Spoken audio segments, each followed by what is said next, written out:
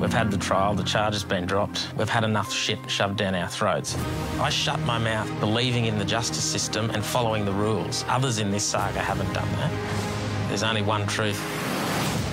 Hello, I'm Paul Barry. Welcome to Media Watch. And that was accused rapist Bruce Lehrmann claiming the moral high ground in his exclusive interview with Seven last June, in a glossy TV event sold with great gusto by the network. Despite the headlines, Bruce Lehrmann has never told his side of the story. Now he's breaking his silence. Seven's sit-down interview, in which Lehrmann again proclaimed his innocence, contained plenty of revelations. But it now threatens to blow up both Spotlight and the Seven network, after a vengeful insider dished the dirt on how the programme got its man. Sex, drugs and golf. TV producer alleges Seven paid for ex-staffers' drugs, prostitutes and Tassie trip. That TV producer is former Spotlight staffer Taylor Auerbach, who has turned on his colleagues and exposed the grubby side of tabloid TV by revealing how Spotlight duchessed Lehrmann and showered him with benefits to make him break his silence. Including for a round of golf in Tasmania, pricey meals around Sydney and massages amounting to more than $10,000. He also alleges Seven reimbursed Lehrmann via a daily work allowance for illicit drugs and prostitutes at a Sydney brothel in January 2023. And, of course, Seven paid Lehrmann's rent for a year at a cost of $100,000 plus. In return for all which, Lehrmann spilt the beans to Liam Bartlett with one-liners like this. Let's light some fires. Beware the man who's got nothing to lose. Well, there's a lot of people that have a lot of questions to answer in this and how they've behaved. But what made the Spotlight interview so juicy was the programme had confidential material never seen before, some of which had been kept from the jury in the aborted criminal trial, like footage of Lehrmann and Higgins in Parliament House, private messages between Peter Fitzsimons and Higgins about a book deal, and a 5-hour audio recording of Lisa Wilkinson and the project producers talking with Brittany Higgins before her exclusive interview on 10, which Lehrmann is suing over. And where did this material come from? In a sworn affidavit, backed up by text messages, emails and photographs, Auerbach alleges that some came from Lehrmann himself. Such as Brittany Higgins' private text messages and AFP's statement of facts, and Auerbach claims Lehrmann himself was seen photocopying material at Seven's office. Under oath in court, Lehrmann has previously denied ever handing over documents from the criminal trial. It is explosive stuff because, if it's true, it would show Lehrmann lied to the court. And it was enough to convince Justice Michael Lee to reopen Lehrmann's defamation case against 10, 2 days before he was set to deliver his judgment, with Auerbach fronting up to Sydney's federal court last Thursday to be met by a scrum of reporters and an audience of 26,000 people online to watch him give evidence on the court's live stream, which then gave way to more damaging front-page headlines the next day and salacious allegations on the evening bulletins, not least on 10, whom Lehrmann is suing in this case. Taylor Auerbach alleged he was Mr. Lehrmann's babysitter, ordered to get an interview with him at all costs by his Seven bosses. In return, he claimed for the leak of confidential court documents.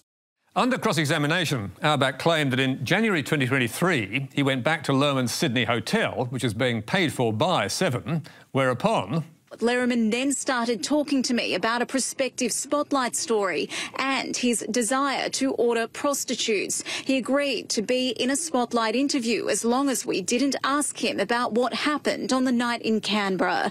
Auerbach claims Seven later reimbursed Lehrmann for the night's activities. If you're left spinning by all this, then you're not alone. Seven likes to call itself Australia's #1 TV network. But it's now facing serious reputational damage because in the pursuit of an exclusive story with a man who was still facing rape charges when the schmoozing began in October 2022, Seven's flagship current affairs show is accused of serious breaches of media ethics and not complying with the law, and then lying to cover it up. Writing in Crikey, lawyer Michael Bradley asked, In failing to disclose, it paid a number of extraordinary expenses for Bruce Lehrmann. Seven perpetuated an unforgivable fraud on the public. Can we ever trust the broadcaster again? It is a good question. Seven's answer has been to reject Auerbach's claims as false, saying it has never reimbursed Lehrmann for any sex or drugs and has acted appropriately at all times, and expressing its dismay in a statement. Seven is appalled by the allegations made in recent days. We do not condone the behaviours described in these allegations. They do not reflect the culture of Seven. Meanwhile, in court, Bruce Lehrmann's barrister accused Auerbach of lying to take revenge for being dismissed by Seven. I want to suggest you are here today to do as much damage to your former employer and former colleagues as you possibly can. I strongly disagree, and you are prepared to lie in that endeavour. No, sir. As we made clear on Media Watch 2 weeks ago, Auerbach's record as a journalist has had its tawdry moments, and his newfound concern for media ethics is hard to take seriously. But he held up surprisingly well to cross-examination, and it's clear he was the one who landed the Lehrmann interview. And while Justice Lee agreed that Auerbach was determined to damage Seven, he also said it did not mean the producer was lying. Auerbach also had documents to support his claims, including that Seven paid for sex and drugs, producing an invoice from Lehrmann for $750 for pre-production expenses, and telling the court, "He indicated to me he needed to replenish his bank account after the bender," and claiming that the pre-production expenses were just a cover. That was the vaguest of the categories that we could choose without being deceptive or misleading. And deceptive and misleading is the best you can say of this famous statement by Spotlight EP Mark Llewellyn when asked if the programme had paid for its exclusive. No one was paid, Mr. Llewellyn said. 7 News Spotlight made no payment to Bruce Lehrmann for the interview. However, the program assisted with accommodation as part of the filming of the story. Talk about telling porkies, what an absolute disgrace. Which it seems is how many at 7 feel, with one 7 News journalist telling Media Watch, "We're all fucking horrified. It has tainted the rest of us. We'll all be judged by the actions of a renegade producer who sanctions cocaine for comment and then publicly reveals his source to settle scores. I can't imagine a greater affront to what we stand for." But is it really such a shock? Spotlight has specialised in reputational rescue from the get-go, paying Craig McLachlan $200,000 after he was acquitted for indecent assault, $150,000 to Anthony Coletti, the hairdresser husband of dead fraudster Melissa Caddick, and many times more for its Kathleen Folbig exclusive last year, while Cocaine Cassie's redemption story was secured by paying for flights for her and her wife. Each time, 7 was coy, if not deceptive, about what it paid to make people talk. So, is it any wonder that when courting Bruce Lehrmann in October 2022, while the jury was still deliberating, there was talk of paying $200,000 into a trust account of Lehrmann's then advisor, John McGowan, to avoid paying him direct. 2 weeks ago, we asked 7 if it would be changing the methods used by Spotlight to obtain its exclusive interviews. And we were told, "Your question is absurd. There is no method." But in light of last week's evidence, that question does not look absurd at all. And with 7's questionable culture under the spotlight, the future of the programme and its executive producer Mark Llewellyn must surely be in doubt. As for Justice Michael Lee, by Friday he appeared to have had enough of the whole squalid saga. And when he does hand down his judgment in Lehrmann's defamation case against 10, it's hard to imagine anyone will come out of it handsomely or with their reputations intact. But now, to the killing of 7 aid workers in a targeted Israeli airstrike, which put the brutal Gaza war back in the headlines and was big news last week on all the TV bulletins. There is grief and growing anger tonight after a Melbourne-born aid worker was killed by an Israeli airstrike in Gaza. Zomi Frankham was there to help feed starving women and children, her death leaving her family devastated and Canberra demanding answers. Zomi Frankham's death was front-page news in her hometown, in The Age at least, for 5 days in a row. And why such concern? Well, Zomi was Australian, for starters, unlike the reported 33,000 Palestinians killed by Israel in this war. Zomi only entered Gaza via Jordan on Friday, a final phone call to her family on Monday, hours before the attack. And she said, we have to do it, otherwise it's going to be famine. And all I was doing, praying and lighting candle for her. But the outrage also stemmed from how Zomi and her fellow aid workers died. with Prime Minister Benjamin Netanyahu smilingly claiming the deaths were a mistake and accidents happen in war, while Jose Andres, founder of the world's Central Kitchen Aid Agency, which has supplied 43 million meals to hungry Gazans, angrily rejected that claim. What I know is that we were targeted deliberately, non-stop, until everybody was dead in this convoy. An investigation by Israel's Haaretz newspaper quickly confirmed that account, detailing 3 targeted strikes on 3 separate vehicles that were clearly marked with the organisation's logos. And as details of the deliberate nature of the attack became clear, so did the outrage, with former Foreign Minister Bob Carr tweeting, Israel now adding to its war crimes, the assassination of aid workers. But Carr was not alone in his anger, and nor was it confined to Australia. In Britain, which was home to 3 of the 7 killed in the attack, the Independent ran this blunt front page. Enough. While Good Morning Britain's Richard Madeley pointed the finger even more squarely at Israel and suggested it might be a turning point. This execution, which is what it was, effectively, this execution of 7 aid workers, feels like some sort of watershed this morning, doesn't it? Even trusty friends of Israel, like LBC's Nick Ferrari, who's made no secret of his support for the war, were seeing it as a seminal moment. Sometimes it takes a friend to tell a friend where they're going wrong. And that is this moment. This is indefensible. And in the US, where World Central Kitchen's founder, Jose Andres, is a famous chef, there were similar reactions, like this from the Wall Street Journal. The incident on Monday with World Central Kitchen has really, I think, accelerated the movement of public sentiment against the conduct of this war and the way it's being conducted, and with so much loss of civilian life. And there's no doubt that's true, with even Donald Trump, before these latest killings, telling 2 Israeli journalists the war must end, the world has had enough. Now we got to get to peace. You can't have this going on.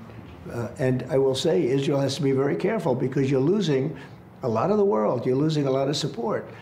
So who is still supporting Israel through thick and thin? According to Media Matters, over 3 days, the Murdoch's Fox News spent only 17 minutes debating the killings and used that time to defend Israel. While the Murdoch's New York Post told its readers in an editorial, the real blame still falls on Hamas, which started this war and wages it so as to maximise innocent deaths. Adding, of course, lefties jumped on the tragedy, pretending Israel targets non-combatants. And back home, the Murdoch media were also flying the Israeli flag, with the Australian's foreign editor Greg Sheridan also saying that Hamas is to blame for the deaths, while Alan Dershowitz was telling Sherry Markson on Sky that a ceasefire now with Hamas would be the worst possible outcome. Hamas cannot emerge from October 7th with a victory. And right now, it's winning. Right now, it's winning. It's turning world opinion against Israel. Meanwhile, Australia's Islamic One Path network, which has 1.5 million subscribers on YouTube and nearly 800,000 followers on Instagram, was accusing the Australian media of only caring about Gaza when an Australian is killed. While the award-winning Israeli journalist Gideon Levy was making a similar point to the BBC. Why the global outrage now over 7 dead aid workers? There are almost 100 journalists being killed in this war. So many medical teams, people with white flags were shot dead. I mean, why do you think this one is an exception in this war? Sadly, we know the answer. To put it at its least controversial, it takes the death of one of our own to make us angry and bring the conflict home. Will it be a turning point? I doubt it, but we'll see. And finally tonight, let's play a game and make some money. And let's start by turning the dial to Channel 9. It is time now to play the universe's biggest, newest phenomenon. Guess the price is right. Yes, who needs breakfast TV hosts when you can have a game show instead? With Carl and Sarah inviting viewers of Nine's Today last month to turn on the telly and win. Let's see what you're playing for today. Make the perfect coffee every time with the Barista Express from Breville. Have fun on 2 wheels with the Segway 9bot. With lucky viewers who had followed the on-screen prompts beaming in from the couch to guess the price and take home a prize. And this is not the first time that Carl and Sarah have been doubling up as game show hosts. Back in February, they were busy playing Pick a Box. All thanks to our very, very, very good friends at Harvey Norman. Very, very, very good friends indeed. And Nine's inviting other sponsors to join the party. Put your brand front and centre. By giving back to Aussies through a Today consumer promotion. But Nine is not the only one trying to bribe its audience to watch. We've had giveaways galore this week on Sunrise. And guess what? It's not over, Nat. I know. On 7 Sunrise, Nat and Shervo have been hopping with excitement and spinning the wheel like a carnival sideshow. Oh, you're going to Ireland! You are going. Congratulations, Peggy. But wait, there's more. Over on 10, the spruikers there have done the unthinkable, using newsreaders to push their flashy new promotion by reminding viewers. You stay with us. We've got the latest on the weather next. And then it's Deal or No Deal. And the code word for your chance to win a share of $100,000. All around the country. Stay tuned for the code word for your chance to win a share of $100,000. The code word for your chance to win a share of $100,000. And back on 9, they're hoping to boost their numbers on TV and radio by offering audiences a code word to win 2,000. And all you have to do is watch 9 News and then call 2GB next day.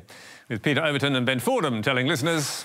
News just in. Watch, listen and you could win. What's the code word? Were you watching 9 News last night? Now's the time to call. How's that for network integration? So, why is this happening? Simple, really. 9, 7 and 10 are desperate because viewers are deserting, with around a quarter of the audience switching off their TVs in the last 3 years. And overall, TV's reach is also tanking, reaching 65% of the Australian population last year, down from 80% in 2018. And as a result, ad revenue is down and profits are tumbling for both 7 and 9, with 10 also impacted by global job cuts at Paramount. So, is it working for the networks? Well, who knows? But it must be pissing off the newsreaders, and there's no sign of it ending anytime soon. We asked 10 how using news bulletins to spruik their competitions could not be damaging their brand, but they didn't want to chat. Maybe we should have enticed them with a prize. That's all from us for tonight. Don't forget Media Bites on Facebook, YouTube and Instagram. But for now, until next week, goodbye.